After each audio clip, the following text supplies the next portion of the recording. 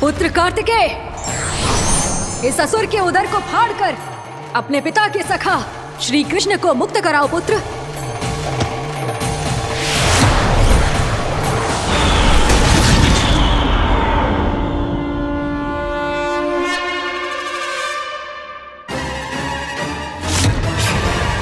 मैंने कहा था तुम में से कोई भी मेरा बाल भी बांका नहीं कर पाएगा। तुम देवताओं का तो सामर्थ्य ही क्या, स्वयं देवों के देव महादेव भी मेरा कुछ नहीं बिगाड़ पाएंगे। कृष्ण को अपने उदर में ही पचा जाऊंगा मैं।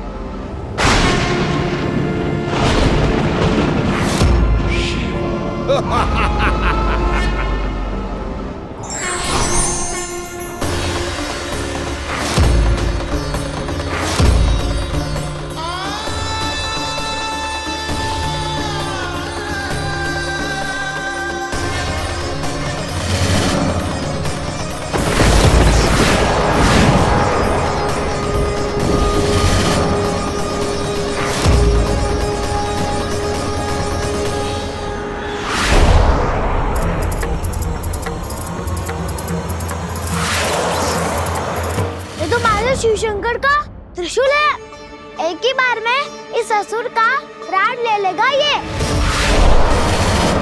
हाँ, महादेव का त्रिशूल।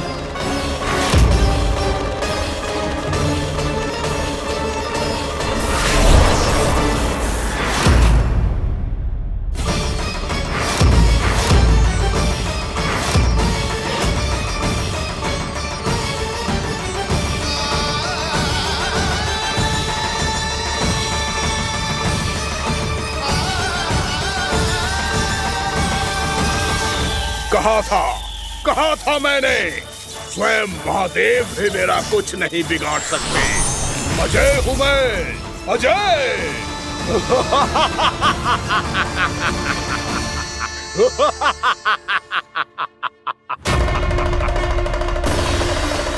प्रभु, आपके त्रिशूल की महिमा तो अपरंपार है, तो फिर ये ठहर क्यों गया? आपने अपने त्रिशूल को वापस क्यों ले लिया महादेव? इस दुष्ट का संहार क्यों नहीं किया?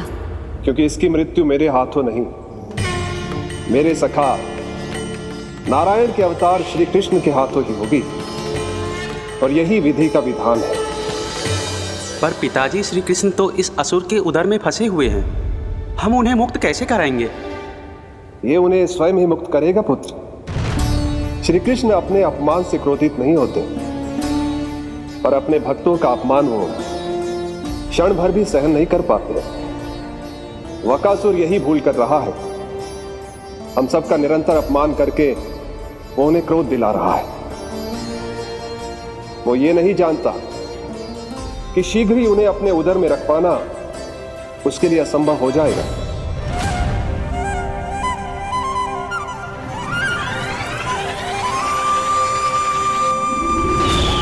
क्या हुआ महादेव, पराजित होकर भी मुस्कुरा रहे हैं? पर अब तो महादेव कहलाने के भी योग्य नहीं रहे आप। असफल देवताओं की इस अयोग्य सेना को लेकर चले जाइए यहाँ से। ना ये मेरा सामना कर सकते हैं और ना ही आप। मेरी शक्ति के सामने आप अक्षम हैं महादेव।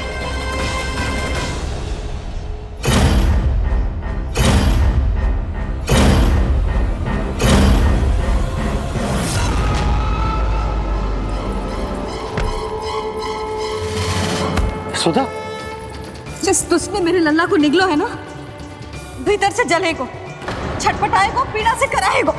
जिस दुष्ट ने मेरे लल्ला को निगलो है ना, भीतर से जलेगो, छटपटाएगो, पीड़ा से कराएगो। ये क्या हो रहा है मुझे?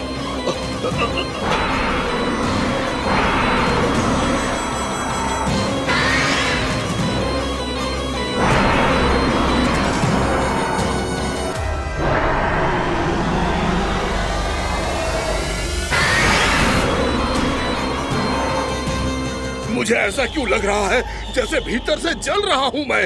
ये क्या हो रहा है मुझे?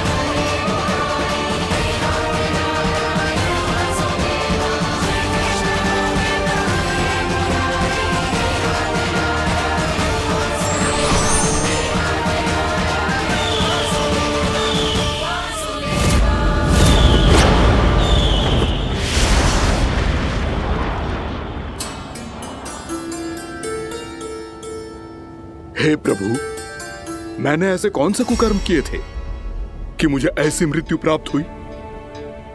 और ऐसे कौन से सुकर्म किए थे कि आपके हाथों से मुझे मोक्ष प्राप्त हुआ है प्रभु? सीमी स्मरण करो, हे गिरीश की पुत्र वक्कासुर। स्मरण करो, कैसे अपने पिता की तरह अभिमान से भरे हुए थे तुम। स्मरण करो, कैसे हमें पराजित करने के लिए पूरी सृष्टि को संकट में डाल दिया था तुमने, और हमें विवश होकर पराजय स्वीकार करनी पड़ी थी। स्मरण करो, कैसे तुमने देवराज इंद्र का छत्र चुरा लिया था। पर यह सब भी पर्याप्त नहीं था वक्कासुर। तुम्हारे पापों का घड़ा तब भरा था जब तुमने देवी गंगा के जल में साधना करते हुए जजाली मुनि की तपस्या में व्यवधान डाला था।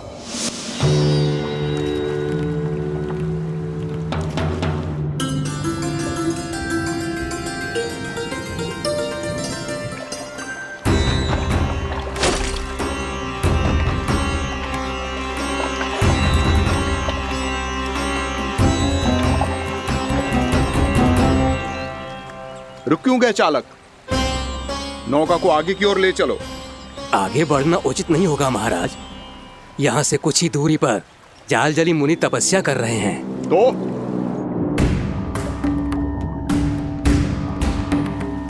मेरे मत्स्य आखेट के क्षेत्र में इसने तपस्या करने की भूल की है। मेरे ही राज्य में मेरा कोई क्षेत्र मेरे लिए वर्जित हो, यह मुझे स्वीकार नहीं है। आपने पर्याप्त मत्स्य आखेट कर लिया है महाराज। यदि तुम इन मछलियों का आहार नहीं बनना चाहते हो, चुपचाप मेरी आज्ञा मानो। क्षमा, क्षमा महाराज।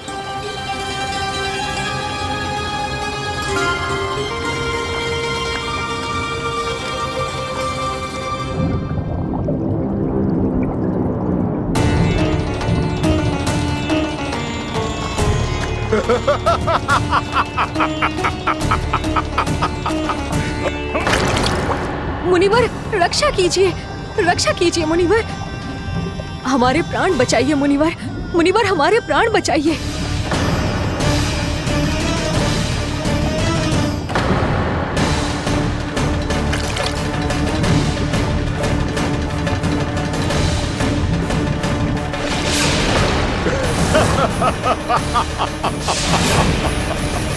ठहर जाओ असुरराज।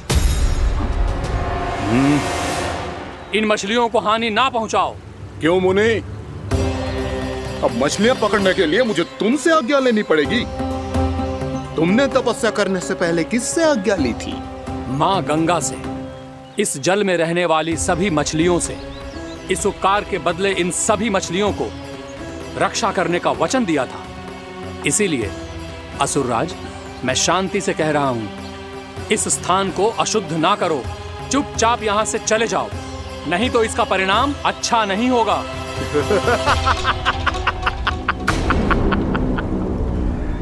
तुम जिन देवताओं की तपस्या कर रहे हो ना मुनि, उन्होंने भी मेरा कुछ नहीं बिगाड़ पाया था, और तुम मुझे धमकी देने का दुस्साहस कर रहे हो।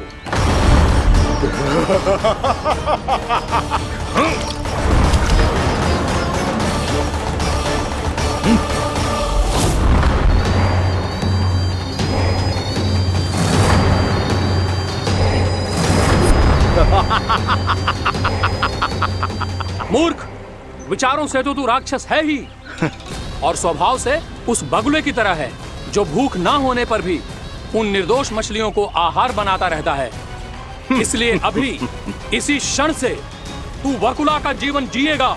ये मेरा श्राप है, ये मेरा श्राप है।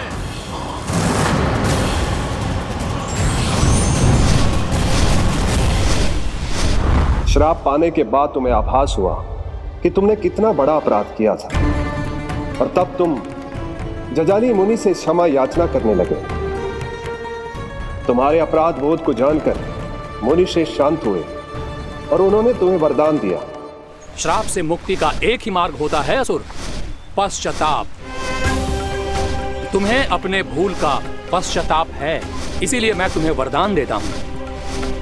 तुम्हें मेरे श्राप से मुक्ति अवश्य मिलेगी। स्वयं प्रभु श्री नारायण के अवतार इस बगुले के देह के बंधन से तुम्हें मुक्त करेंगे।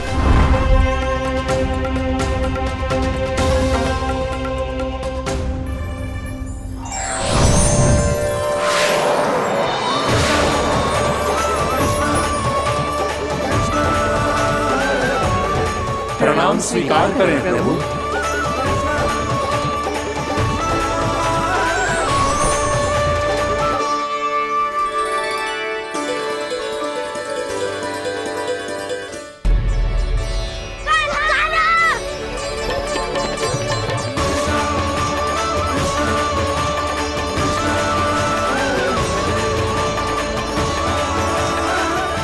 मुझे ना बताओ कि तुम सबने क्या देखा है, चाहे जो देखो है, बस मैया से कछु मत ही बताना। कान्हा!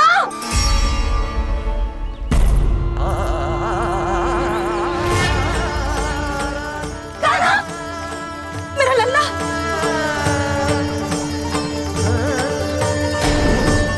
भानु बता रहा था तुझे कोई असुर पंछी निकल गया था। हाँ?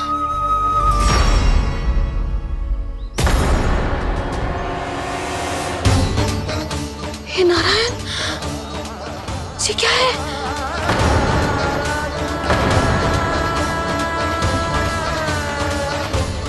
ये सब कैसे हुआ लल्ला? हाँ? कोई बताएगा मुझे ये क्या है?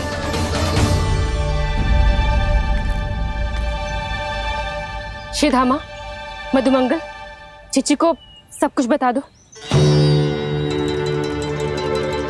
ये असुर पक्षी मुझे निगलने वाला था रानी भाभी, तभी अंतिम क्षण में कान्हा ने आके मुझे बचा लियो। और ये असुर पक्षी ने कही कि यह है वृंदावन का राजकुमार, नंदराज का लल्ला। इसके होते कोई भी वृंदावन वासियों को हानि ना पहुंचा सकते। रानी भाभी, कान्हा ने अपने प्राणों की चिंता ना करी और इस क्रूर राक्षस से भिड़ गयो और इस राक्षस पक्षी ने इसे निगल लियो। इतना पर्याप्त है भोला काका, सब कुछ बताने की आवश्यकता नहीं है। ये सब देख के सारी बालक मंडली इतनी व्याकुल हो गई कि सबने अपने प्राण अर्पित कर दिए और इस असुर पक्षी से कहे कि हमें खा लो और हमारे सखा को छोड़ दो। इन बालकों का पराक्रम देख के सभी देवतागण यहाँ आ गए और उनके हृदय भी पिघल गए और उन्होंने इस राक्षस पक्षी से युद्ध करके इसे मार गिराया। देवताओं के राजा इंद्र के वज्र का प्रहार तो मैंने अपनी आंखों से देखा है ताई जी। और फिर उसके बाद अग्निदेव ने अग्निवस्त्र का प्रहार किया। जय ना काकी, वरुण देव, कार्तिकेय, यमदेव सबने मिलके युद्ध किया इस राक्षस से। कहा था अभी मत बोलना। अरे सब मिलके फंसा दोगे मुझे। जय माँ भद्रकाली, हमारे शिव शंकर भी आए थे छोटी माँ। जाओ आप भी। बाबा साईता, मुझे लगता है कि ये कान्हा भी इन्हीं देवताओं में से एक है। संभव तो है चीची, स्मरण है पूतना और तृणावर्त के आक्रमण के समय भी ऐसा ही हुआ था। सभी राक्षस मारे गए थे पर अपने कान्हा को एक खरोच तक न आई थी। हाँ जीजी, मुझे लगता था कि श्री नारायण की विशेष कृपा है हमारे कान्हा पे, पर अब तो देख के लग रहा है कि हमारा कान्हा ही स्वयं श्री नारायण है। या फिर उनका अवतार है ये। अरे बस करो तुम सब, ऐसा कछु ना है। अरे जितनी बात सुनी है उससे तो यही लग रहा है कि कान्हा देवताओं और असुरों की युद्ध के बीच में फंस गया था। उसका इस सब से कोई लेना देना ना है। तो फिर इसके तन पे एक भी खरोच क्यों ना आया नंदराज? हाँ,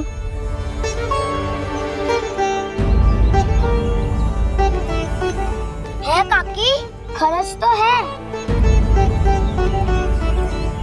दिखा लल्ला। भैया बात भी आ रही है, कुछ करो ना। चिकोपिया भी ना अति करती है। श्री नारायण का अवतार हो तो इतनी तनिक सी खरोच पे ऐसे रो तो क्या? बस बहुत होगा। अब तो तुम सबने सीमा ही पार कर दी है। कभी से श्री नारायण बुलाते हो, कभी श्री नारायण का अवतार। तनिक कछु हो ना जाता है कि तुम सब कहानियां बुनने लगती हो। जे बस साधारण सा बालक है, मेरा लल्ला है जे, इसे भगवान मती बनाओ।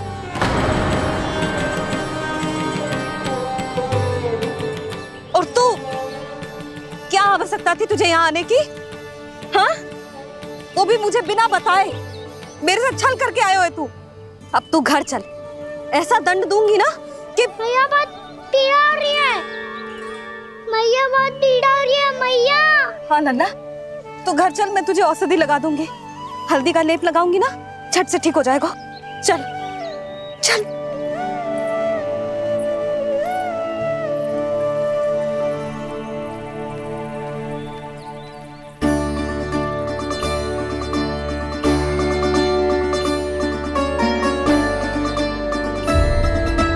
मैया बहुत पीड़ा हो रही है मैया। हाँ नन्ना, तू घर चल, मैं तुझे औषधि लगा दूंगी। हल्दी का लेप लगाऊंगी ना, झट से ठीक हो जाएगा। चल चल।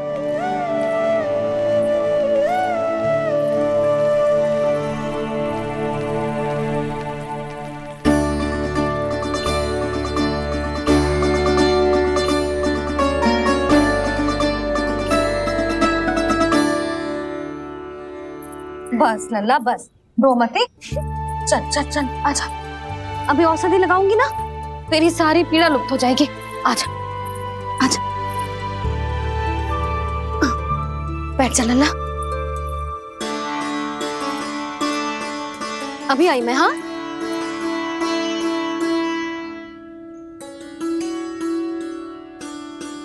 मैया। अरे तू अभी तक रो रो है? क्या कह रही थी सारी गोपियां? बता। के मेरा लल्ला श्री नारायण का अवतार है, दिव्य है, भगवान है। और जब भगवान इतनी छोटी सी चोट पे रोते हैं क्या? इतनी तो लगी भी ना है तुझे, जितना तो तू आ ऊ कर रहा है।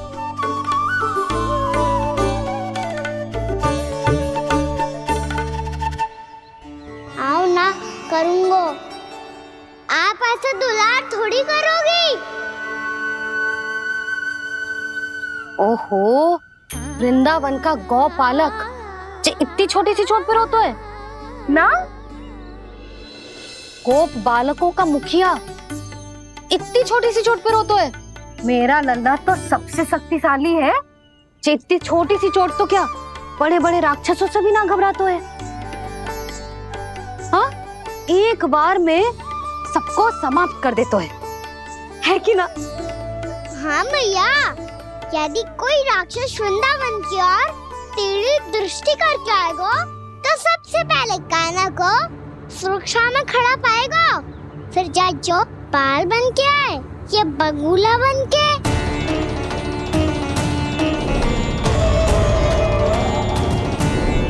ना लल्ला, सोचो भी मती। वृंदावन की सुरक्षा करना तेरा दायित्व ना है। तुझे और कोई संकट का सामना करने की आवश्यकता ना है।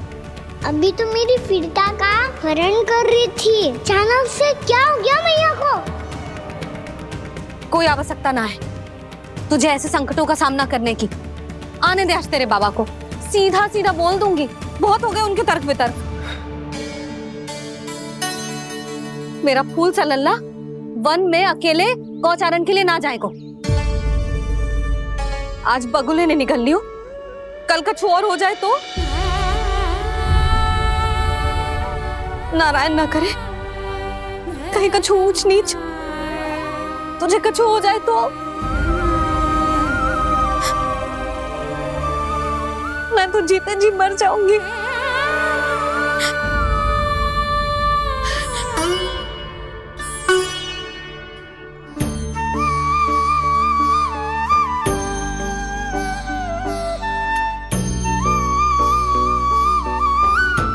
वीर लल्ला की वीर मैया इतनी सी बात तो रोती है क्या? क्या करूं कान्हा, तुझे ऐसे बार बार संकट के मुंह में जाते हुए ना देख सकती मैं। तो फिर मैया मैं वचन देता हूँ, आज के बाद मैं गौचारण के लिए तभी जाऊंगा जब आप आज्ञा दोगी। पक्का छल ना करेगा ना मेरे साथ? मैंने कब छल करो मैया?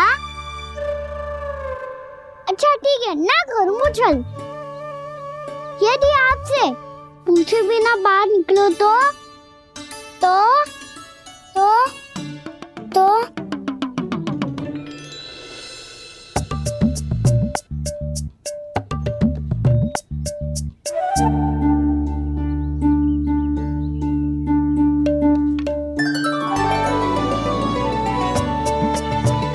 ये रही आपकी छड़ी और ये रही मेरी पीठ। चेक देना तापर तोड़। ठीक है, जब तूने अपना दंड निर्धारित कर ही लियो है तो सोच ले, अब अगर तूने मेरी बात ना मानी तो तोड़ तोड़ छड़ी पड़ेगी, समझ आई?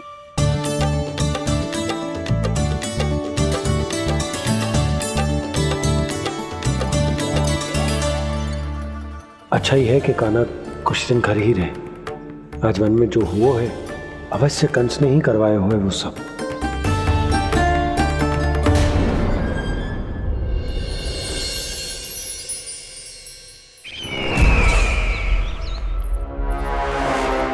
आपका ये धनुष तो सबसे अधिक शक्तिशाली था महाराज, ये कैसे टूट गया?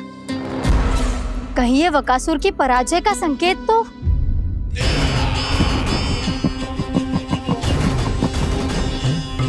प्राप्ति, लगता है तुम्हें शुभ समाचार मिला नहीं। उस बकासुर ने उस विष्णु अवतार को जीवित ही निगल लिया है। अरे अब तक तो उस नन्हे से बालक को पचा भी चुका होगा वो। उसके तन में रक्त बनकर वो विष्णु अवतार और उसकी शक्तियां दौड़ रही होंगी। क्षमा कीजिए महाराज। क्षमा कीजिए, इस अशुभ से मुख से शुभ समाचार आने दो। माथे के बल को ढीला करो, चेहरे पर मुस्कान लाओ और कहो, महाराज, वृंदावन में मातम फैल चुका है। मैं ऐसा ही करता महाराज, यदि सूचना सत्य होती तो।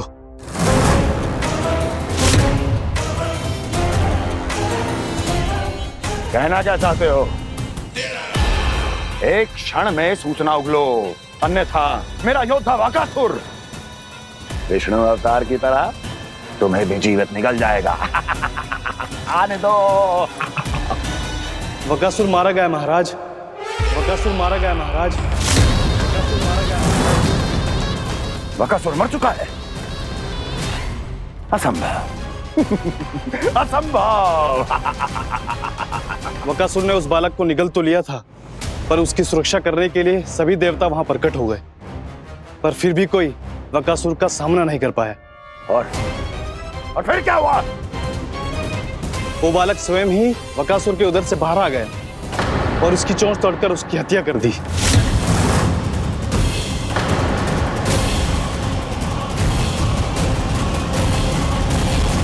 वन में बकासुर की चोंच टूट गई और यहाँ आपका ये धनुष।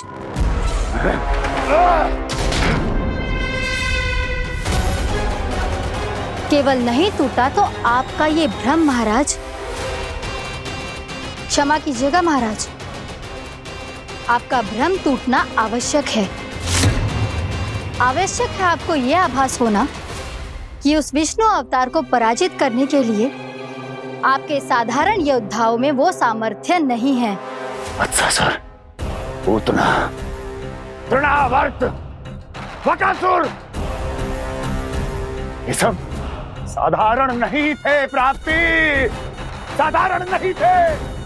फिर तो ये और भी अधिक चिंता का विषय है महाराज, क्योंकि इसका अर्थ तो यही हुआ कि वो विष्णु अवतार कुछ अधिक ही असाधारण है और उसका सामना करने के लिए और उसे मिट्टी में मिलाने के लिए आपको एक ऐसे अस्त्र की आवश्यकता है जो उसके सामने ना झुके और ना ही टूटे।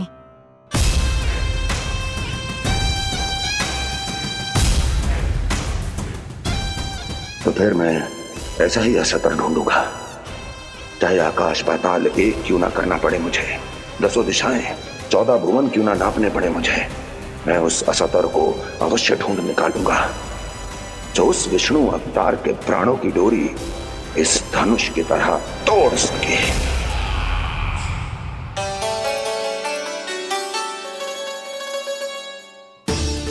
थैंक्स पापा, मैंने मैया को वचन दिया है कि जब तक नहीं चाहेंगी मैं वन नहीं जाऊंगा, इसलिए आप मुझे मारने के लिए कोई शक्तिशाली असुर ढूंढने में व्यस्त रहो।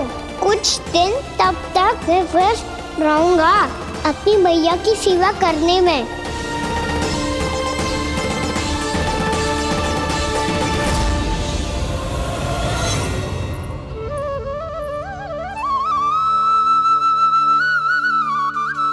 लो मैया, तुलसी जी को चढ़ाने के लिए जल।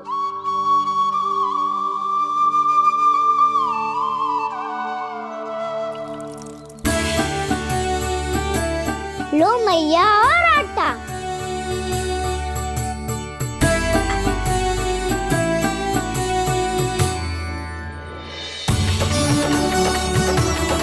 लो मैया, बेलन।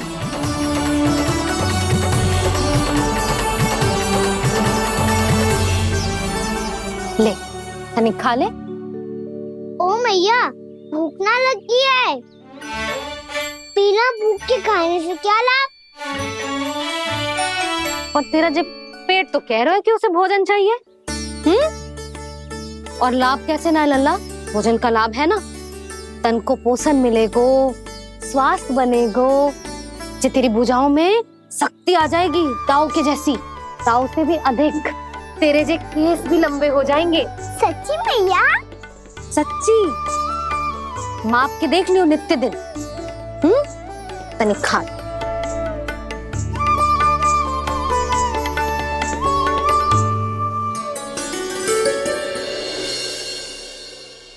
मान के मैया का कहना, छक के भोजन खाते हैं, नित्य मापते भुजा केश, पर ज्यों का त्यों ही पाते हैं।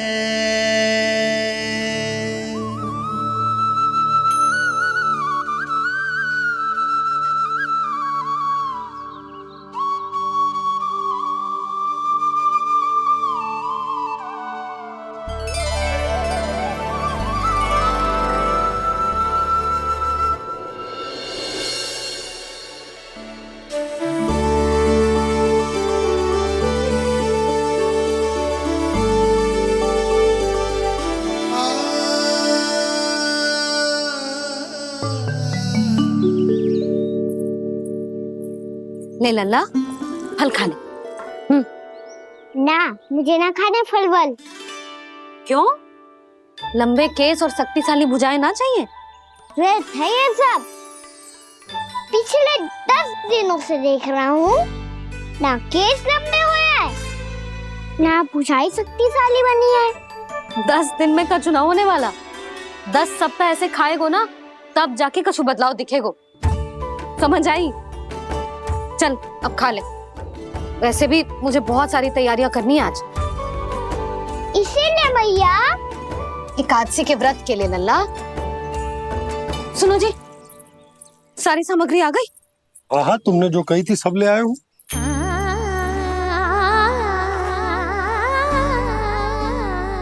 इसमें नारियल तो है ही ना, उसके बिना मैं एकादशी की पूजा कैसे करूंगी? यशोदा, मैंने भोला से कह दिया, वो लेकर आते ही होगा, घबराओ मत। कैसे ना घबराओ जी, आपको पता है ना एकादशी का व्रत मेरे लिए कितना महत्वपूर्ण है। पता है। अरे इसमें तो दिए भी ना है। दिए ना है? अब मैं अभी लेकर आता हूँ। आप रहने दो, मैं ही लेके आती हूँ। भक्त भोला राम के यहाँ से है। भक्त भोला राम? मेरा अर्थ है कुमार भोला यहाँ के यहाँ से। हाँ हाँ वो ही।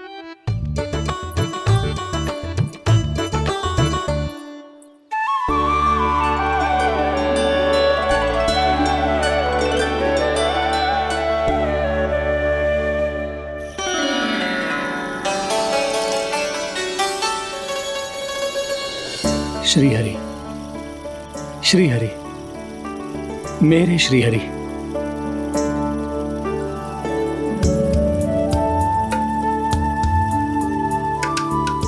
मेरे श्री हरि। भोला राम, मेरी मटकी तैयार है। मेरे श्री हरि, मेरे श्री हरि।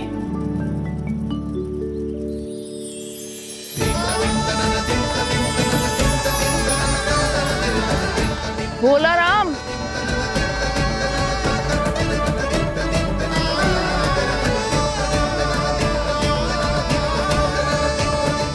भोला काका, ओ भोला काका।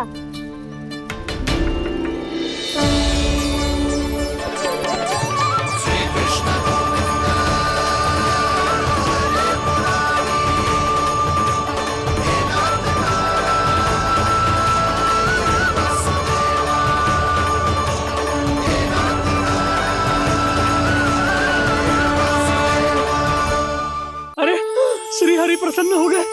मेरे श्री हरि आ गए, मेरे भगवान आ गए। मेरे श्री हरि आ गए, मेरे भगवान आ गए। मेरे श्री हरि आ गए, मेरे भगवान आ गए। मेरे श्री हरि आ गए, मेरे भगवान आ गए। मेरे भगवान आ गए, मेरे घर मेरे भगवान आ गए।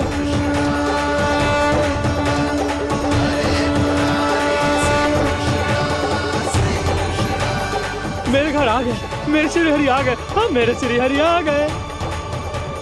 ये तो बावले थे ही, अब बालकन को भी साथ में मिला लिए। उज्जवल क्या कर रहा है? अरे ठहर जा भोला।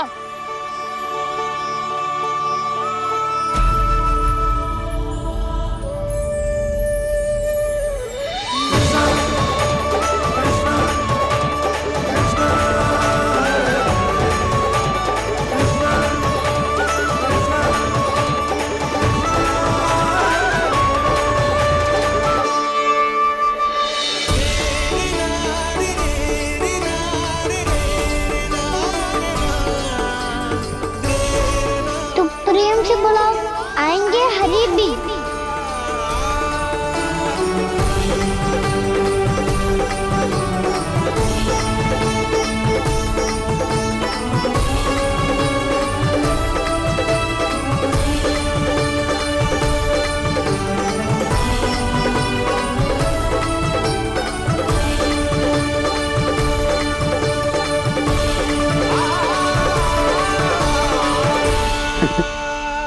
क्या वो गाना? किसकी धुन में झूम रहा तू?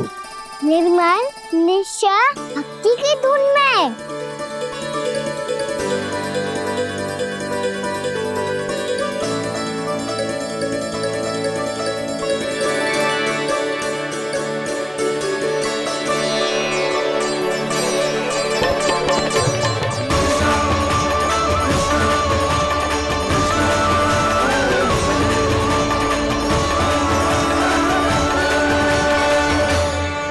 अरे क्या हो गया इन्हें?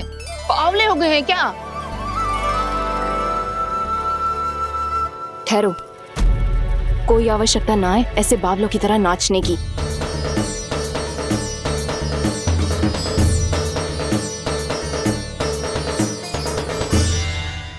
जे बावले ना है मौसी, भक्ति में रम गए। बस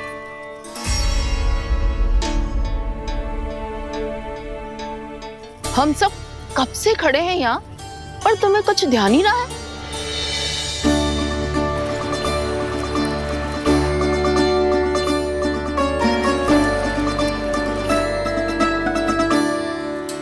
नाच गाने में ऐसे मगन हुए कि हमें देखा भी ना।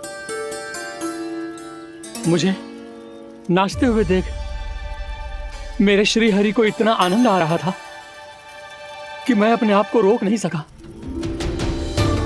और वैसे भी मेरे जन्म का एकमात्र उद्देश्य है श्री हरि की सेवा करना, श्री हरि को प्रसन्न करना। तुम बावले हो भोलाराम या हमें बावला बना रहे हो? श्री हरि और तुम्हें देख रहे हैं? हाँ, अभी वो यहीं थे, देख रहे थे। भोला काका, आपने भी ना अति कर दी अब। हमें भी बताओ तनी, कहाँ थे श्री हरि?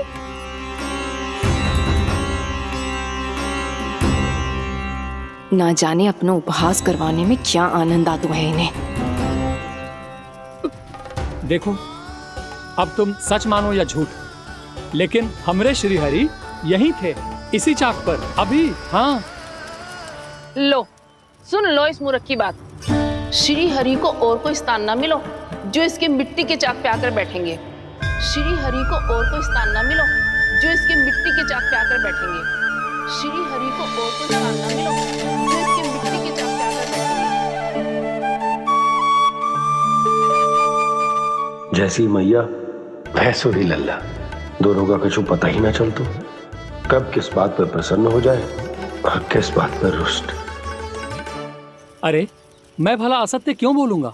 अभी अभी यही थे श्री हरि। हाँ,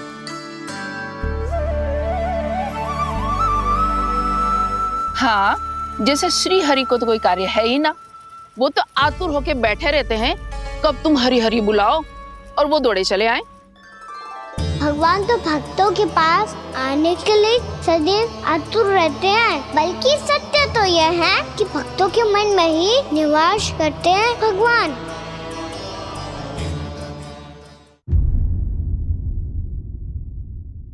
अरे मैं भला असत्य क्यों बोलूंगा? अभी अभी यही थे श्री हरि। हाँ,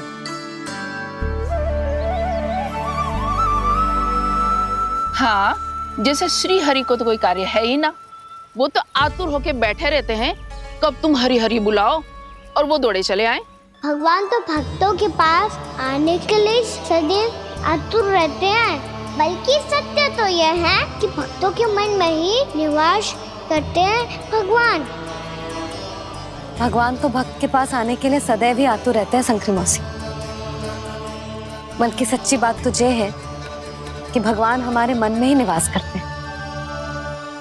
कम से कम तू तो इसे बढ़ावा मत दे जशोदा।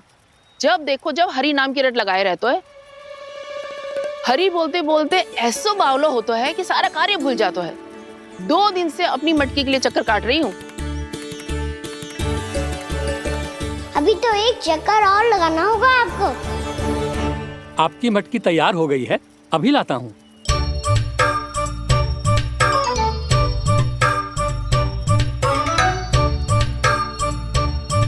लो जी मटकी।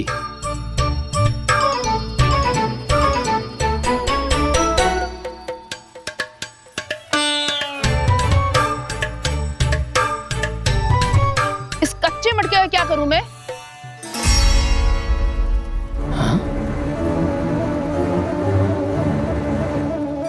पर इसे तो मैंने भट्टी में पकाया था। अब तू ही देख ले कितना ध्यान रहता है इस कार्य पे। और कह तो है कि श्री हरि आते हैं इससे मिलने। हाँ, आते हैं और आगे भी आएंगे हमारे श्री हरि हमसे मिलने। और आके मोक्ष देंगे, है ना? मांगूंगा तो मोक्ष भी दे देंगे, मांगूंगा तो मोक्ष भी दे देंगे, मांगूंगा तो मोक्ष भी दे देंगे। अभी तो ये बता कि तू मुझे मेरी मटकी कब देगो? और मेरी मांग कब पूरी करोगे भोलाराम जी? मेरो घड़ा मेरे दिए तो तैयार है ना? कल एकादशी की पूजा और व्रत के लिए। एकादशी का व्रत? हाँ, एकादशी का व्रत। इसे करने से श्री हरि बहुत प्रसन्न होते हैं। अच्छा, फिर तो अभी लाया।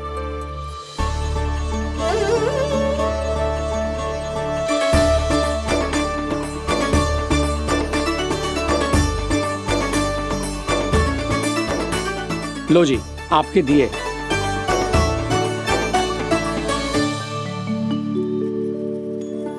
और जो हमने मांगा है वो? बाकी सब शेष द्वादशी के दिन मिलेगा, क्योंकि कल मैं भी एकादशी का व्रत रखूंगा, क्योंकि कल मैं भी एकादशी का व्रत रखूंगा, क्योंकि कल मैं भी एकादशी का व्रत रखूंगा।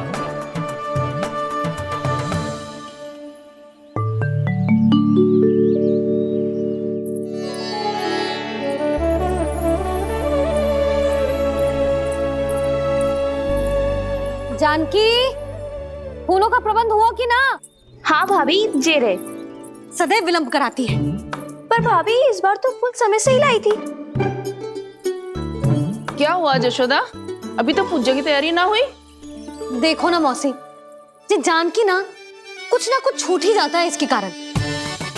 एकादशी की पूजा और व्रत आते ही जसोदा भाभी इतनी वग्र हो जाती है। ऐसो क्या होगा इस पूजा में?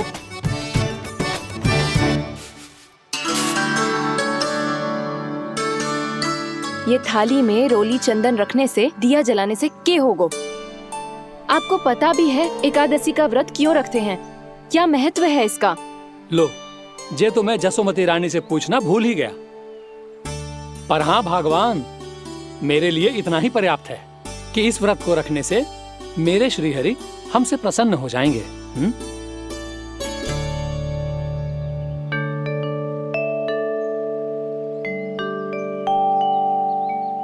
नारायण ही जाने ऐसे कैसे पूजा करते हैं जे श्री हरि की एक मूर्ति तक ना है इनके पास।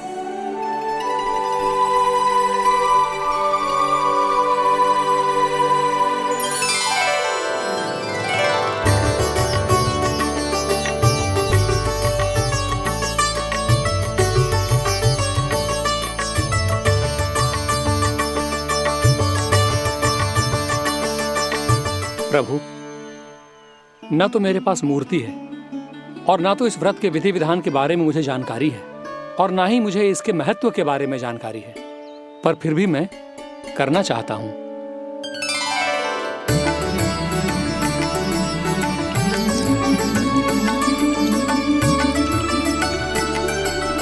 इसीलिए मैं दृढ़ संकल्प लेता हूं,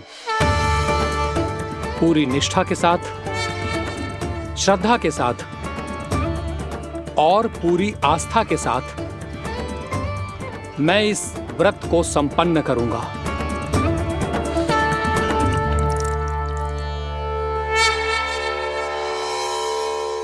हम संकल्प लेते हैं कि एकादशी के व्रत को पूरी निष्ठा के साथ संपन्न करेंगे।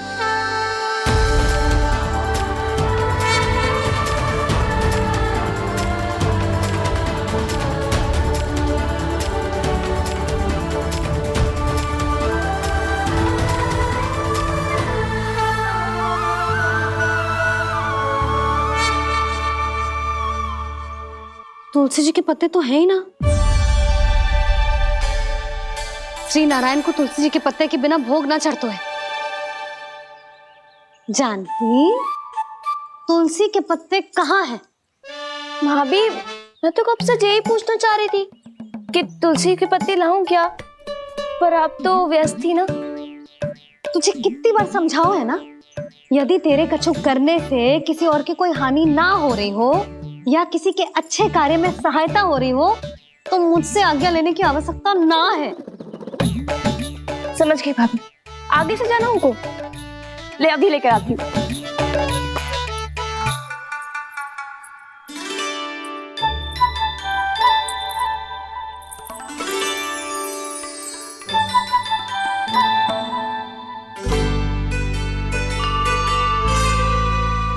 ताऊ, आपने पहले ये व्रत करो है?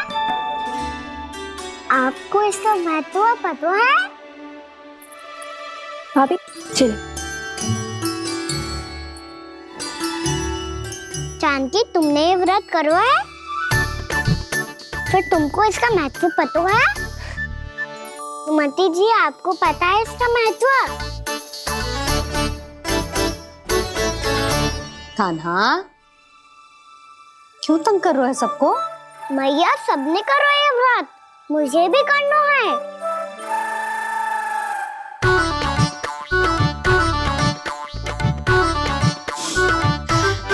ये व्रत केवल बड़ों के लिए होती है लल्ला। जब आप ये व्रत कर सकती हो, बाबा कर सकते हैं,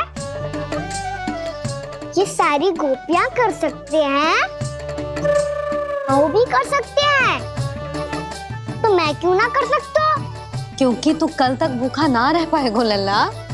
जब भक्त रह सकते हैं, फिर मैं क्यों नहीं रह सकता? मेरा अर्थ है कि नारायण के भक्त मैया, मैया मान जाओ ना, मुझे करने दो ना ये व्रत। अपनी लल्ला पे आप विश्वास ना है आपको? विश्वास है। अच्छा ठीक है, तू भी कर ले।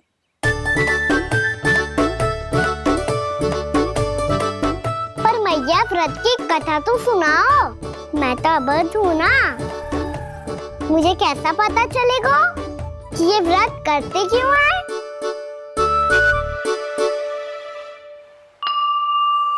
प्रभु, मुझ अबोध को कैसे पता चलेगा कि इस व्रत का क्या विधि विधान होता है और क्यों रखा जाता है और इसका महत्व क्या होता है? मुझे तो आप ही बता सकते हैं प्रभु। जब व्रत कर रहे हैं तब उसका महत्व भी पता होना चाहिए ना। बताओ ना मैया, क्यों रखते एकादशी का व्रत? इसके लिए तो तुझे एकादशी की कथा सुननी होगी। सुने वो ना?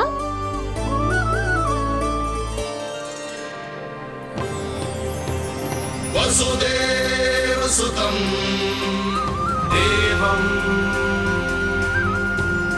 कंस चाणूरमर्दनम् श्रीहरि, यशोदा परमानंदम् कृष्णं वन्दे जगद्गुरुम्। वाह प्रभु, अपने भक्तों को एकादशी व्रत का महत्व समझाने का अच्छा उपाय खोज निकाला है आपने।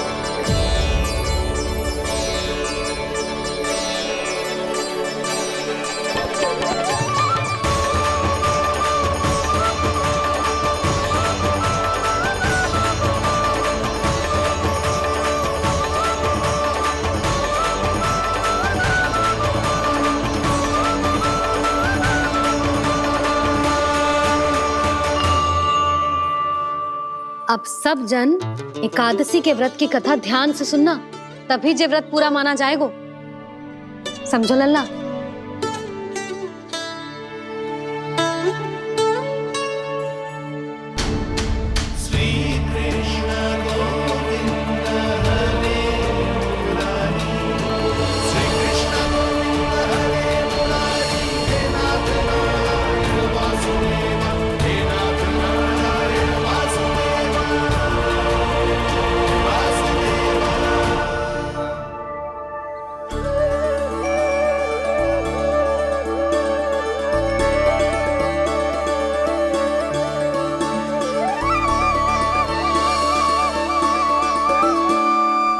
सतयुग में चंद्रावती नाम के नगर में मूरा नाम का एक असुर राज्य करता था। ओम ब्रह्मदेवाय नमः। ओम ब्रह्मदेवाय नमः। ओम ब्रह्मदेवाय नमः। ओम ब्रह्मदेवाय नमः।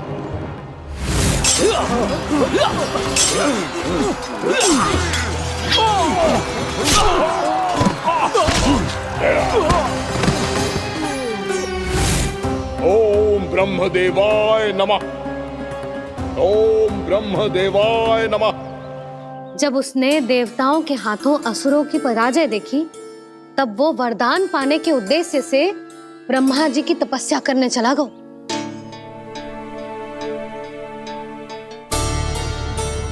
शीघ्र ही मूरा की तपस्या सफल हो गई और ब्रह्मदेव जी उससे प्रसन्न हो गए। ओम ब्रह्मदेवाय नमः। ओम ब्रह्मदेवाय नमः। ओम ब्रह्मदेवाय नमः। ओम ब्रह्मदेवाय नमः। ओम ब्रह्मदेवाय नमः। ओम ब्रह्मदेवाय नमः। ओम ब्रह्मदेवाय नमः। ओम ब्रह्मदेवाय नमः। ओम ब्रह्मदेवाय नमः। मूरा, प्रणाम ब्रह्मदेव। तुम्हारी तपस्या सफल हुई। बोलो, तुम्हें क्या वर चाहिए? सृष्टि के रचयिता ब्रह्मदेव, कृपया मुझे ऐसा वरदान दीजिए जिसकी सहायता से मैं त्रिलोकी विजयी बन जाऊं और कोई देवता मुझे पराजित ना कर सके। यहां तक कि देवताओं के रक्षक, सृष्टि के संचालक भगवान श्री विष्णु के लिए भी मैं अपराजय रहूं। तथास्तु, तथास्तु, तथास्तु। प्रणाम ब्रह्मदेव।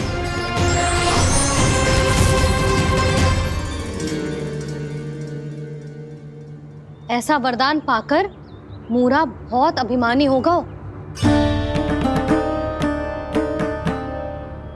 यक्षों, किन्नरों, यहाँ तक कि देवताओं को भी युद्ध के लिए ललकारने लगो, पर किसी ने भी उसकी ललकार को स्वीकार ना करो, क्योंकि सभी उसकी शक्ति से बहुत भयभीत थे और उसके सामने युद्ध किए बिना ही अपनी पराजय स्वीकार करने लगे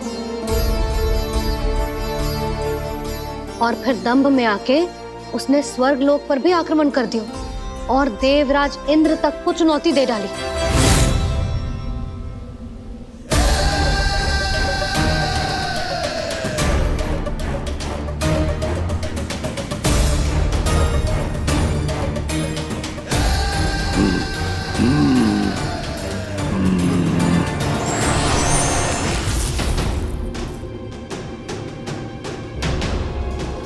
मैं प्रतीक्षा कर रहा हूं देवराज, क्या उत्तर है तुम्हारा?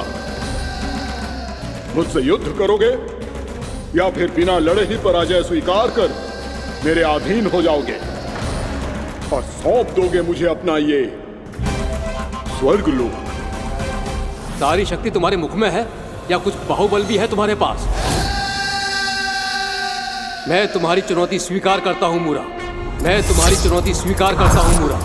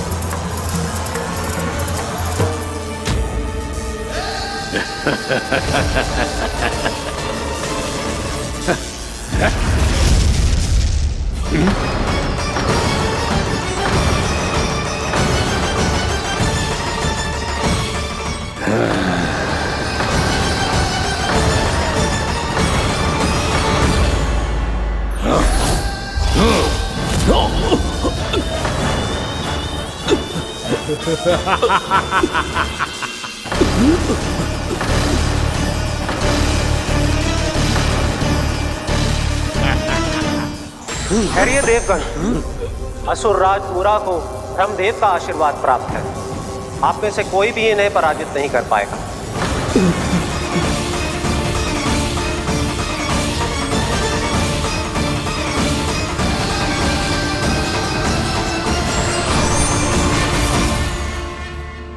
एक अवसर और देता हूं देवराज, युद्ध या अधीनता, क्या उत्तर है तुम्हारा देवराज?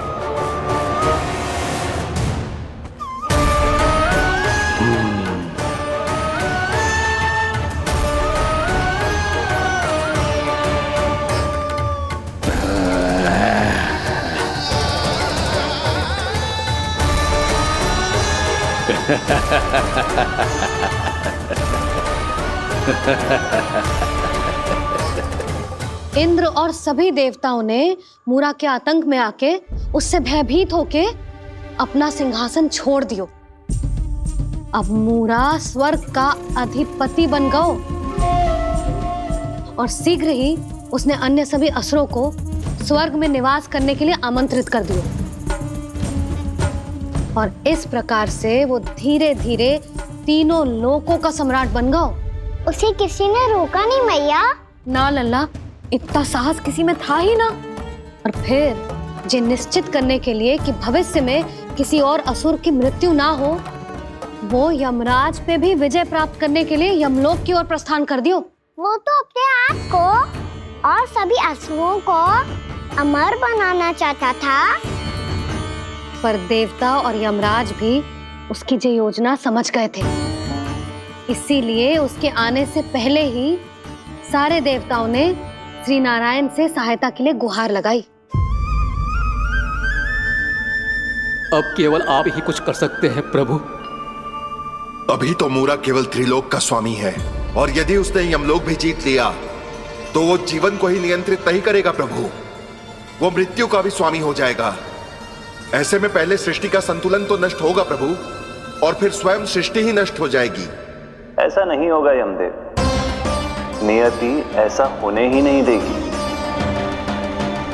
विधि रचेगी खेल और मैं बनूंगा माध्यम। असुर राज मूरा का सामना मैं करूंगा।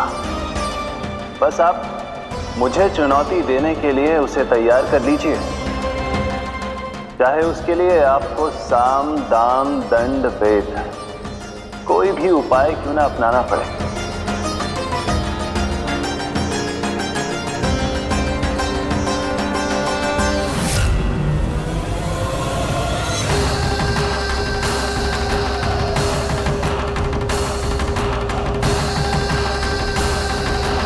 आप तो मेरी प्रतीक्षा में पहले से ही खड़े हैं यमदेव। तब तो आपने मेरी चुनौती के बारे में भी सुना ही होगा। कहिए, क्या उत्तर है आपका? मेरा स्वागत करके अपना राज्य त्यागेंगे या मेरा सामना करके अपने प्राण? असुर राज मूरा का सामना मैं करूंगा। बस आप मुझे चुनौती देने के लिए उसे तैयार कर लीजिए, चाहे उसके लिए आपको साम दाम दंड भेद कोई भी उपाय क्यों ना अपनाना पड़े।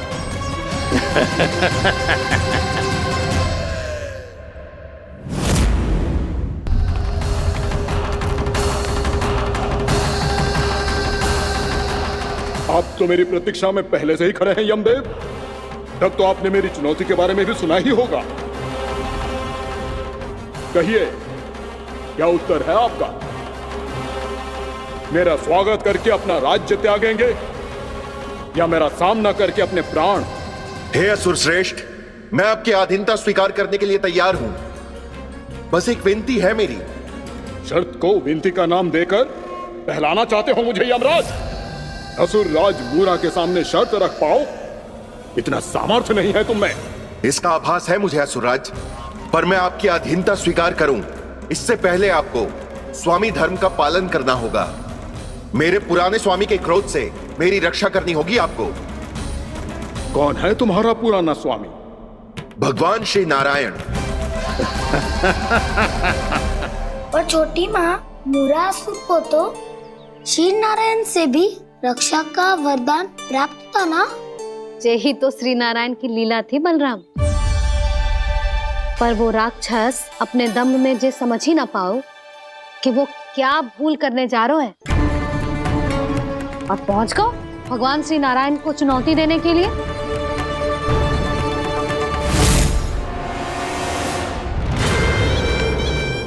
वहीं ठहर जाओ असुर राज मूरा।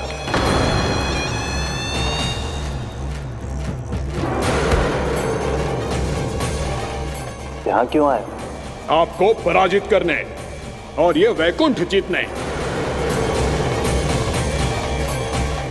ताकि मैं यमलोक का स्वामी बन सकूं। फिर आओ, युद्ध भूमि में मेरा सामना करो।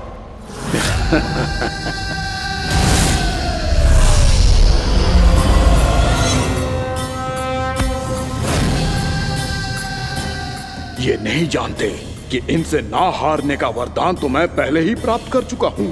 इसलिए युद्ध ठीक से आरंभ हो पाए उससे पहले ही इन्हें जीत लूंगा मैं।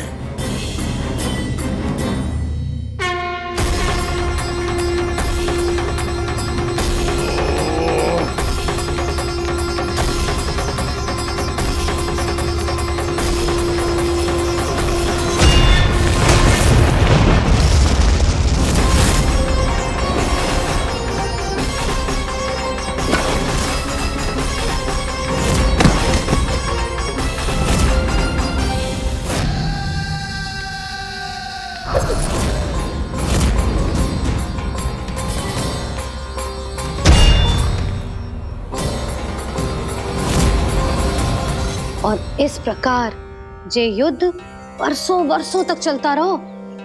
दोनों योद्धा पूरे ब्रह्मांड में अनेक अस्त्रों शस्त्रों के साथ युद्ध करते रहे।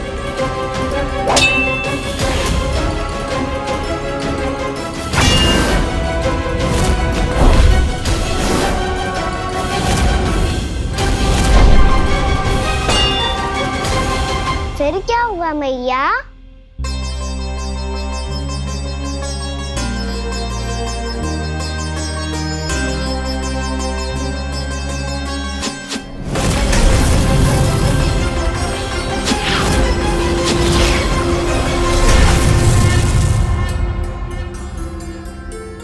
उस युद्ध को कभी समाप्त हुआ हो, पर कैसे? शीघ्र ही वो राक्षस थक गौ लल्ला।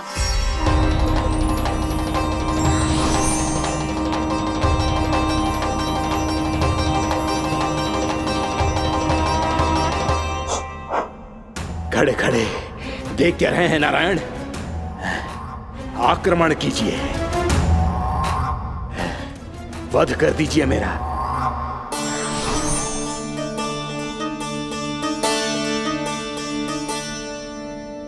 मैं तुम्हारी वीरता से प्रभावित हूं,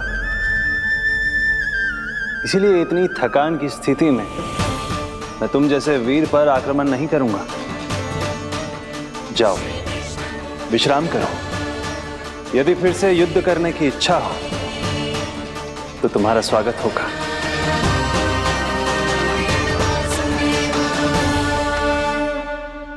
जे कह के श्री नारायण बद्रिका आश्रम चले गए और वहां हिमवत नाम की एक कंदरा में ध्यान लगा के बैठ गए। उधर वो राक्षस विश्राम करने लगो। अनेकों दिन बीत गए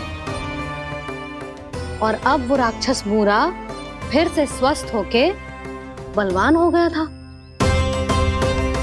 उसने अपनी सारी शक्ति फिर से प्राप्त कर ली थी। श्री नारायण ने उस पर दया करी थी, पर वो फिर से श्री नारायण को छलने को तैयार होगा।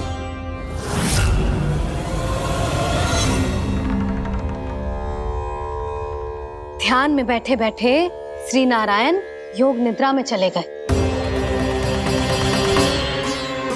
पर दुष्ट मूरा इसी अवसर का लाभ उठा के उनकी कंदरा में घुस आयो ताकि वो सोते हुए श्री नारायण पे आक्रमण कर सके।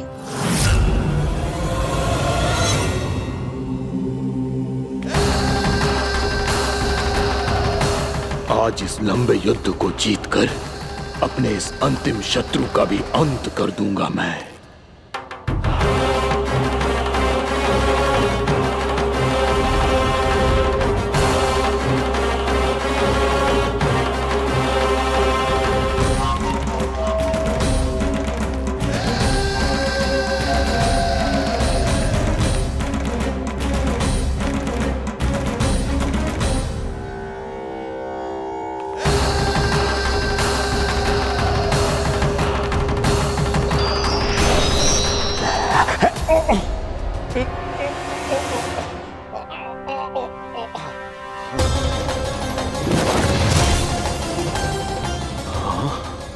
दुष्ट राक्षस,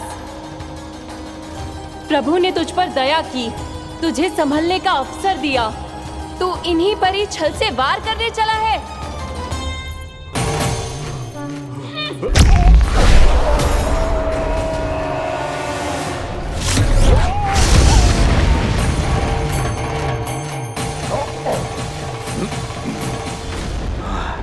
मैं अजय हूँ, मुझे कोई पराजित नहीं कर सकता। ब्रह्मा का वरदान है मुझे।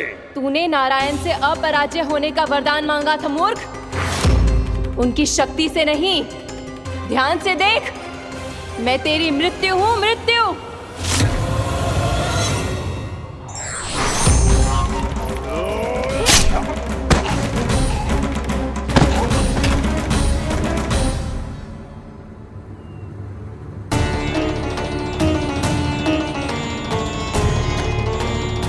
वो देवी कौन थी छोटी माँ? और कौन बलराम, वही तो थी देवी एकादशी।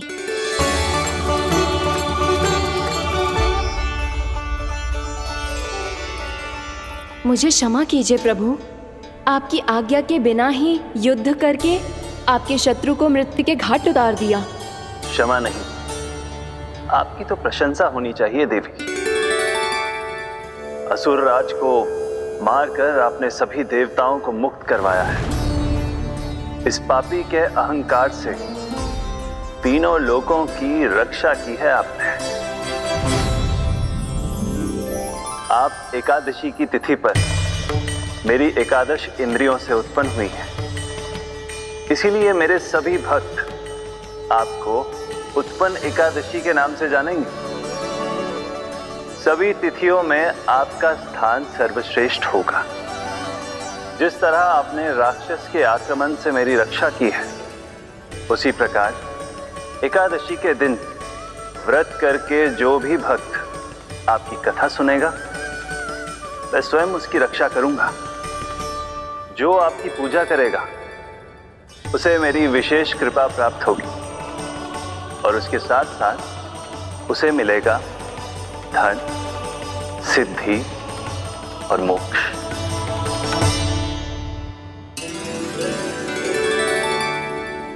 इसीलिए आज के दिन व्रत रखने का बहुत अधिक महत्व होता है। बोलो एकादशी मैया की जय। बोलो श्री नारायण भगवान की जय।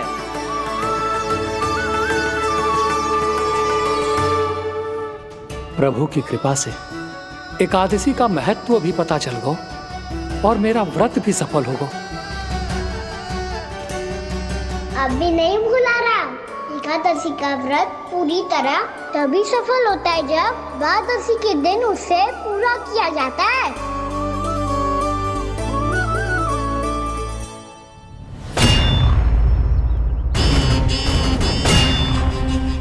आवश्यक है आपको यह आभास होना कि उस विष्णु अवतार को पराजित करने के लिए आपके साधारण योद्धाओं में वो सामर्थ्य नहीं है।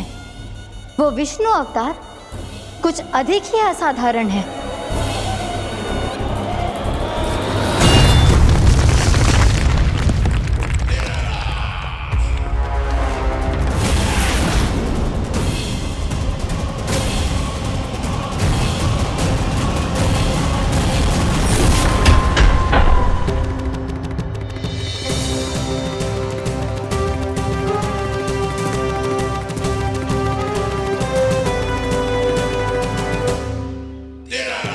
अब मैं दिखाऊंगा उस विष्णु अवतार को असाधारण शत्रु क्या होता है।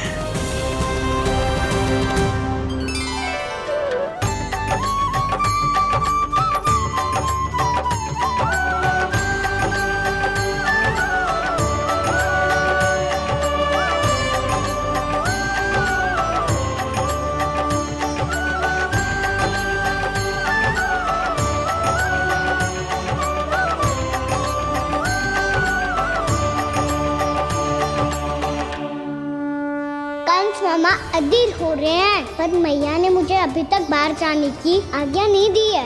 अभी उन्हें किसी और राक्षस को यहाँ भेजने से रोकने के लिए मुझे कुछ करना होगा।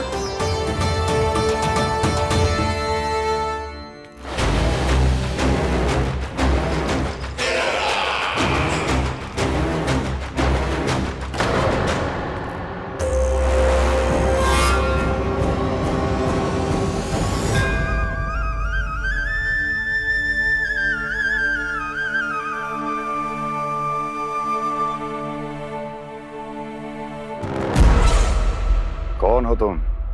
बचपन से ही मुझे मारने का सपना देख रहे हैं, फिर मुझे ही नहीं पहचानते।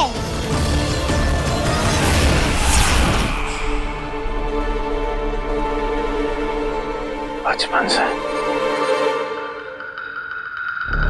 विष्णु अवतार। कोई कान्हा बुलाता है तो कोई मुरलीधर पुकारता है, कोई माखन चोर कहता है, कोई कहता है चिच्चोर। पर विष्णु अवतार इस नाम से तो बस आप ही मुझे बुलाते हो मामा जी। इतना साहस, ये तो यहाँ आ गया है।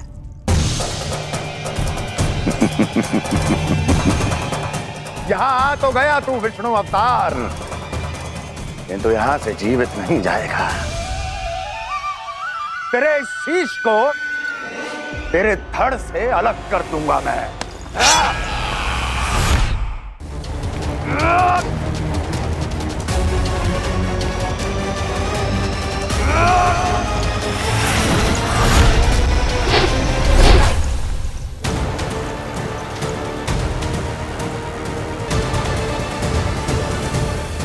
कहाँ देख रहे हो मामा जी? मैं तैयार हूँ।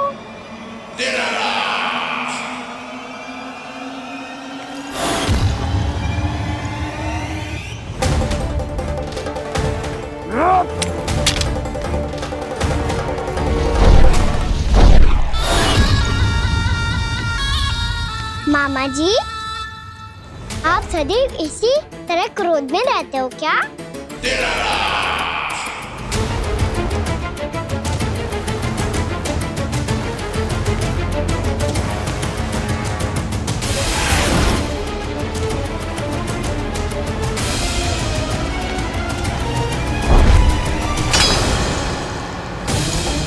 छोड़, छोड़ मेरी तलवार को। छोड़ो तो तब जब पकड़ा हूँ।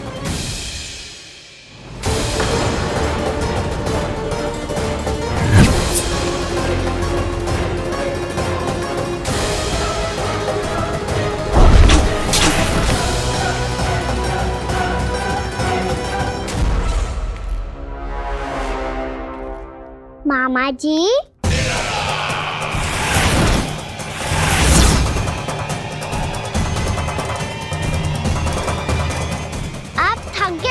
थोड़ा विश्राम कर लो।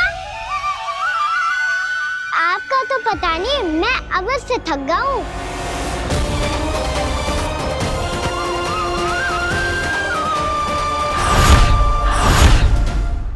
मेरे सिंहासन पर बैठने का तो साहस। अभी तो बस अभ्यास कर रहा था मामा जी। भविष्य में मुझे तो बैठना है यहाँ। आपने बल प्रयोग करके से अपने पिताजी से छीना था, मैं आज से छीन लूंगा।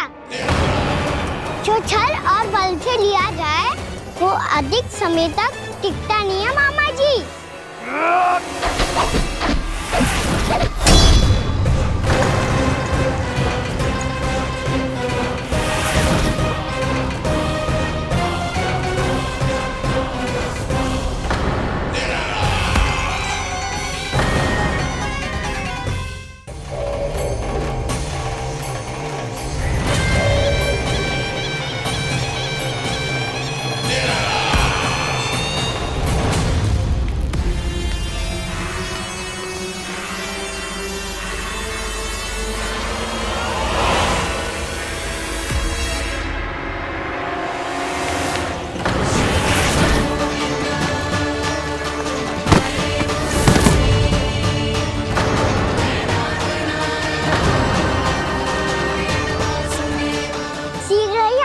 सिंहासन छोड़ना होगा।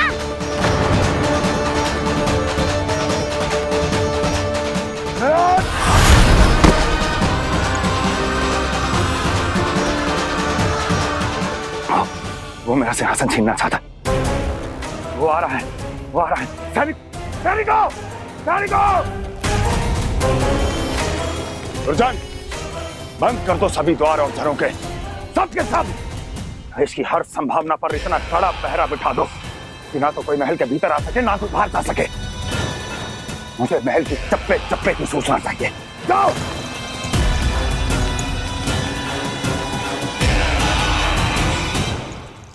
सिंहासन।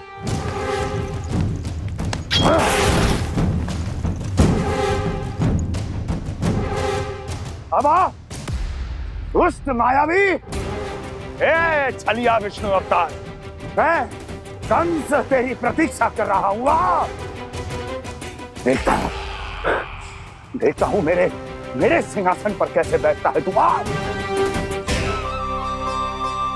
मुझे तो बस कुछ समय चाहिए था, वो मिल गया। अब करते रहिए आप प्रतीक्षा।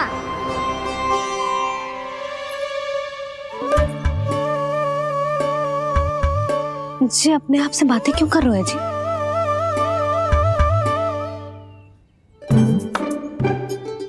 आप मुस्कुरा क्यों रहे हो? ना कछु ना। बताओ क्यों मुस्कुरा रहे हो? तुम ही पर गए हैं जी। जब तुम व्रत करती हो तो तुम भी ऐसा ही करती हो। इसी प्रकार भूख अधिक लगने पर अपना ध्यान भटकाने के लिए स्वयं से ही बड़बड़ाती रहती। होगा। आपको तो बस मेरा उपहास उड़ाने के लिए बहाना चाहिए।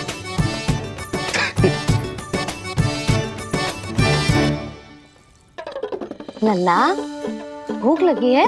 ना मैया, व्रत करे तो भूख कैसे लगेगी?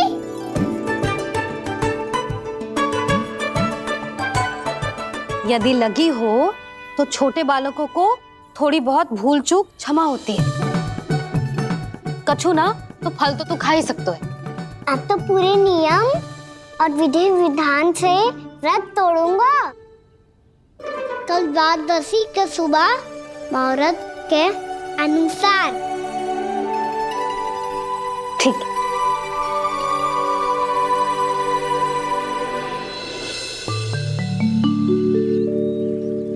लल्ला, एकादशी समाप्त हो गई है, द्वादशी लग गई है। अब तू व्रत तोड़ सकते है। भोजन कर ले। ले।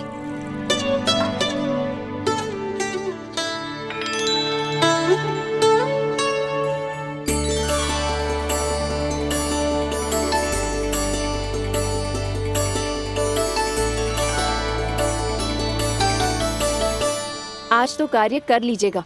मैं ना चाहती कि सब गांव वाले फिर से आपका उपहास उड़ाएं। अरे, इसी क्षण कार्य आरंभ करना आवश्यक ना है। कुछ खा तो लो। कल भी पूरे दिन व्रत में रहे, अब तो कुछ खा लो।